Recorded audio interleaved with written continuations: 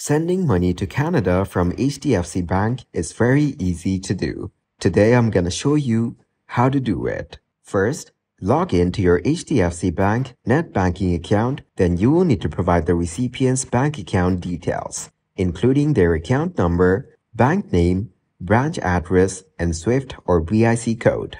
This step ensures that you can transfer funds to them securely. Once the beneficiary is added, navigate to the Funds Transfer section. After that, choose the option for Outward Remittance. Then, enter the amount you want to transfer to Canada in Indian rupees.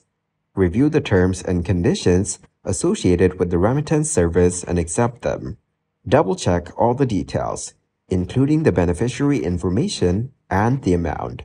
If everything looks correct, confirm the transaction. Further, HDFC Bank also offers Forex cards, which are prepaid cards loaded with foreign currency.